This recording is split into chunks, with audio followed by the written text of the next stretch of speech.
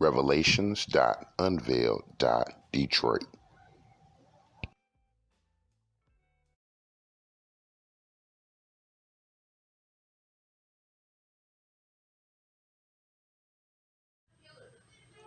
Lynching in America, targeting Black veterans.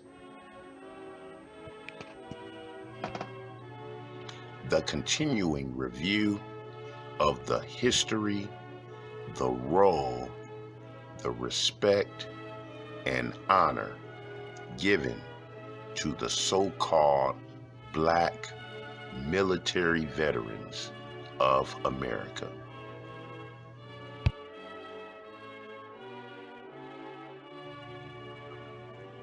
On November 2nd, 1919, Reverend George A. Thomas, a first lieutenant and chaplain, and at least one other Black veteran were attacked in Dadeville, Alabama, for wearing Uncle Sam's uniform. There are many accounts of whites in the South accosting Black veterans at railroad stations and stripping them of their uniforms. 3 months after returning from the war, Black veteran Eli Green was wearing his Army uniform while driving in downtown Waxahachie, Texas, when a sheriff's deputy threatened to whip it off of him. The deputy and 3 other white police officers took Mr. Green out of his car and dragged him for a block, then beat him against the wall with their fists and the barrel of their guns, while 50 other men watched. Mr. Green was nearly shot and killed, but a prominent white man who knew him drove by and intervened.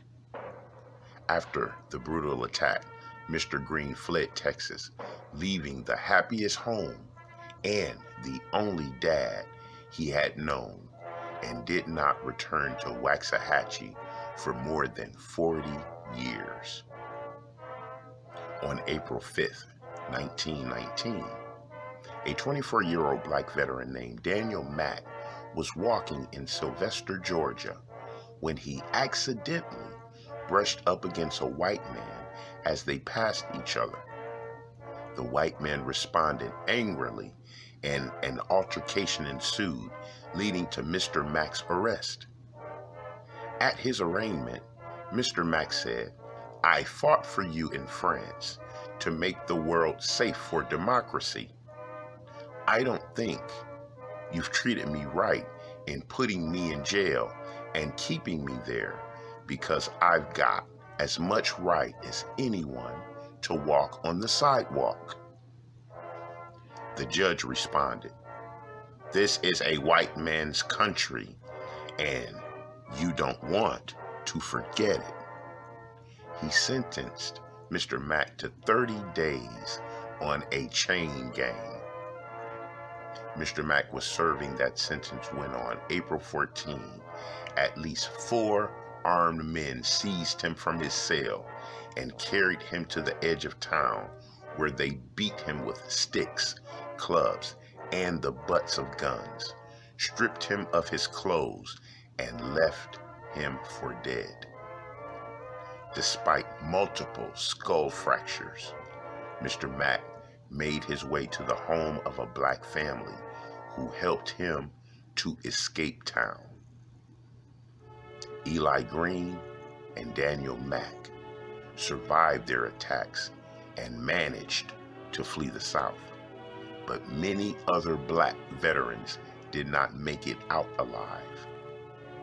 In Pine Bluff, Arkansas, when a white woman told a Black veteran to get off the sidewalk, he replied that it was a free country and he would not move.